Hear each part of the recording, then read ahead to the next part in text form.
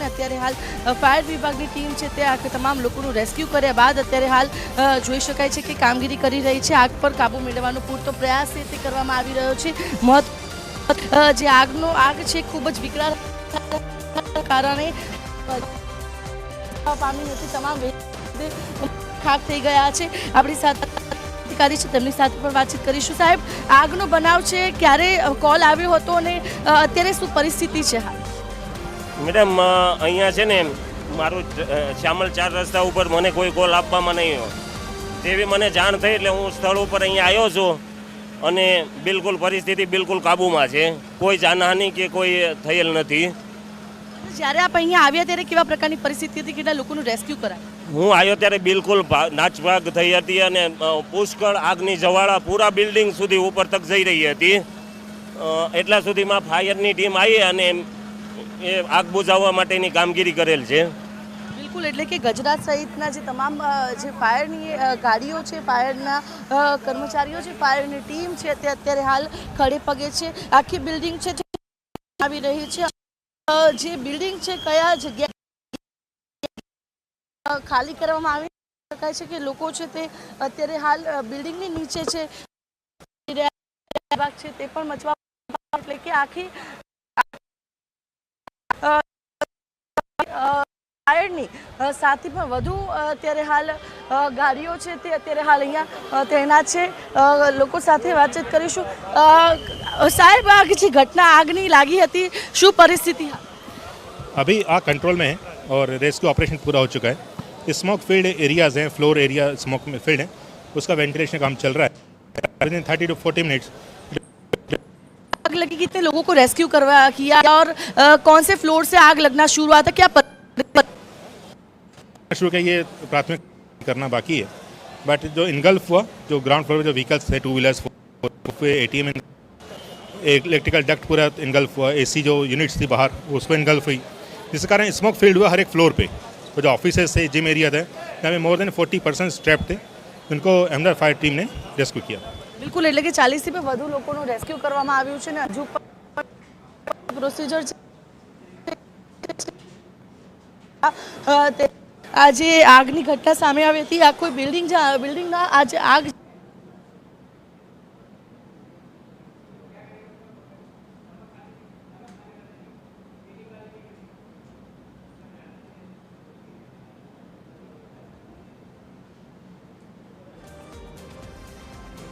તો અમદાવાદમાં ભયાનક આગની ઘટના સામે આવી છે. અમદાવાદના શ્યામલ 4 રસ્તા નજીક એક કોમ્પ્લેક્સમાં અચાનક આગ લાગવાનો બનાવ બન્યો. આગની આ ઘટનામાં બહાર પાર્ક કરેલા વાહનો પણ આગની ઝપેટમાં આવી ગયા હતા. આગ ઉપર કાબુ મેળવવાની કાર્યવાહી ચાલી રહી છે.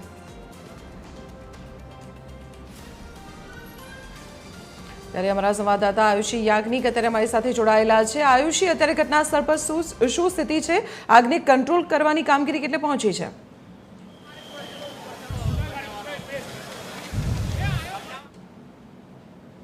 જોઈ શકાય છે કે ફાયર વિભાગની અત્યારે આગ પર સંપૂર્ણ પ્રયાસ કે આવી રહ્યા છે. આ કયા કારણોસર લાગે તે હજુ નથી જાણી શકાયું, પરંતુ જે AC યુનિટ આવેલા હતા ત્યાંથી જ આખી આગ લાગવાની જે શરૂઆત છે તે થઈ હતી ને અત્યારે હાલ આખી બિલ્ડિંગ છે તે જે AC યુનિટ જ્યાં લગાવવામાં આવ્યા હતા તમામ આખી જે આગ છે તે 5 માળ સુધી પ્રસરી હતી અને લોકો જે અંદર હતા તેમને રેસ્ક્યુ કરવામાં આવ્યા છે. અને અત્યારે હાલ ફાયર વિભાગની જે ટીમ છે તે દરેક ફ્લોર પર જઈને આ તમામ લોકોને રેસ્ક્યુ કર્યા છે અને બહાર કાઢી અને લોકો છે કે જેને બચાવવામાં આવ્યા છે. અને અત્યારની જે પરિસ્થિતિ છે, લોકો સાથે પણ વાતચીત કરીશું કે જેનું બિલ્ડિંગમાં હતા શું પરિસ્થિતિ? બહુ કપરી પરિસ્થિતિ. અને અમે અંદર જ હતા, 30 થી 40 છોકરાઓ હતા અંદર. અને પહેલાં તો એસીના કારણે કંઈક આગ લાગી એવું લાગે છે. આમ પહેલાં શ્વાસ લેવામાં તકલીફ પડી, એના પછી આમ પેલું કહેવાય ને ગુંગળામણ થઈ અને ધીમે ધીમે આગે બહુ વિશાળકાય રૂપ લીધું. અને આમ શ્વાસ લેવામાં એટલી તકલીફ પડી, છોકરાઓ બધા આમ પેનિક થઈ ગયા હતા બહુ બધા. ત્યારે અમારા ક્લાસના અંદર પેલા ગેસ આવે ને ફાયરના, એના દ્વારા અમે ઓલવવાનો પ્રયાસ કર્યો અને ધીમે ધીમે બધાને નીચે બહાર લાવ્યા અમે લોકો. બધા સ્ટુડન્ટોએ જ હેલ્પ કરી. કોઈ બહારના અડધો કલાક સુધી તો કોઈ ફાયરવાળા કે આવ્યા નહોતા. કઈ જગ્યાએ ક્લાસીસ ચાલે છે?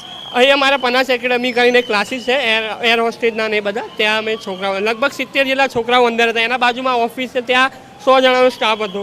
નહીં તો એ આખી બિલ્ડિંગમાં 500 જણા હશે. હું આગ કઈ જગ્યાએથી લાગવાની શરૂઆત? આગ અહીંથી આ કમ્પ્રેસરમાંથી એસીના કમ્પ્રેસરમાંથી લાગ્યું એવું લાગી રહ્યું. બિલકુલ. ઉપર કયા પ્રકારની પરિસ્થિતિ છે આપ ઉપર? બહુ એટલે બહુ ભયાનક, નથી શ્વાસ લેવાતો નથી, બહુ એટલે બહુ કપરી પરિસ્થિતિનો સામનો કરવો પડ્યો છે આજે. બિલકુલ, એટલે કે લોકોની કફોડી હાલત છે તે થઈ ગઈ હતી. જે ક્લાસીસ આવેલા હતા તેમાં વિદ્યાર્થીઓ ફસાઈ ગયા હતા. મહા મુસીબતે તમામ વિદ્યાર્થીઓ છે તેમનો જીવ છે તે બચાવીને તેઓ દોડ્યા હતા. તમામ વ્હીકલ્સ પાર્કિંગમાં પડેલા હતા તે બળીને ખાક થઈ ગયા છે.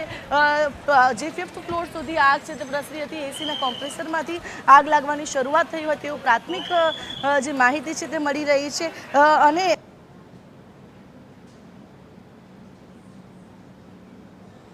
અને આ મિરર કે કાચ બધા તૂટી ગયા છે. જ્યારે આગ લાગવાની ઘટના સામે આવી હતી, ફાયર વિભાગને પણ ભારે ઝડપથી અંદર તેઓ જઈ શક્યા હતા. તે પ્રકારની પરિસ્થિતિ હતી. લોકોને મહા મુસીબતે બચાવીને બહાર લાવ્યા હતા અને અફરાતફરીનો માહોલ છે તે અહીંયા સર્જાયેલો જોવા મળ્યો હતો. જ્યાંથી દેવામાં આવી છે અને લોકો છે કે જેના જીવ છે તે કરી છે અને લોકો છે કે જેના જીવ અત્યારે લોકોને અહીંયાથી પણ બહાર કાઢવામાં આવ્યું છે.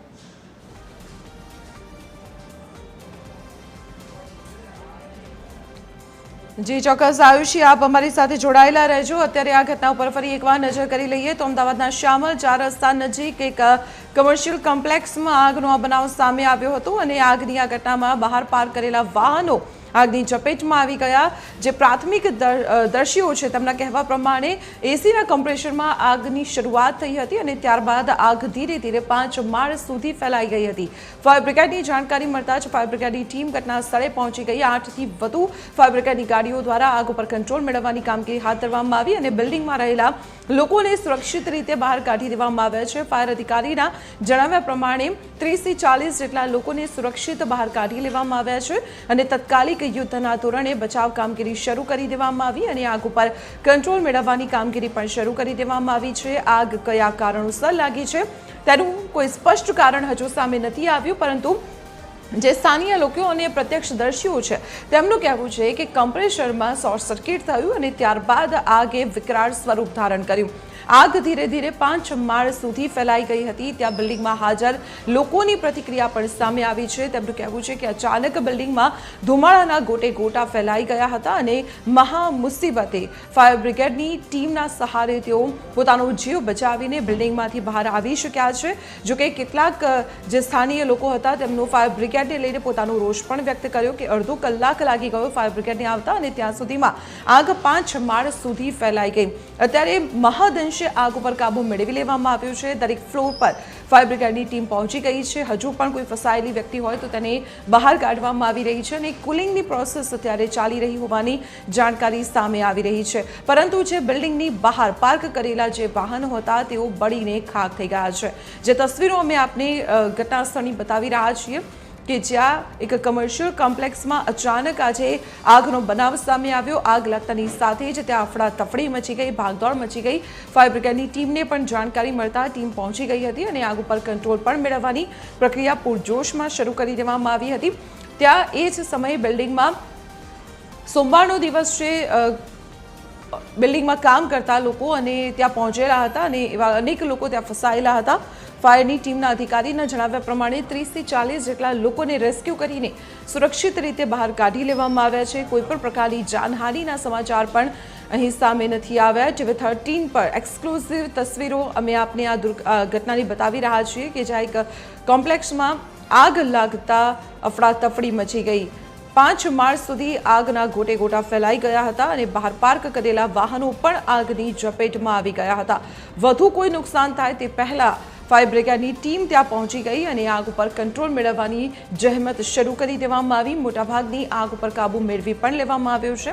અત્યારે કુલિંગની પ્રોસેસ ચાલી રહી હોવાની જાણકારી ઘટના સ્થળેથી અમારા સંવાદદાતા તરફથી મળી રહી છે. પરંતુ આ બે અલગ અલગ તસવીરો અમે આપને બતાવી રહ્યા છીએ. એક તરફની તસવીર કે જ્યારે આગે વિકરાળ સ્વરૂપ ધારણ કર્યું હતું અને 5 માળ સુધી બિલ્ડિંગમાં આગ ફેલાઈ ગઈ, વાહનો આગની ઝપેટમાં આવી ગયા અને બીજી તસવીરમાં ફાયર બ્રિગેડની ટીમ દ્વારા આગ ઉપર કંટ્રોલ મેળવવામાં આવ્યો.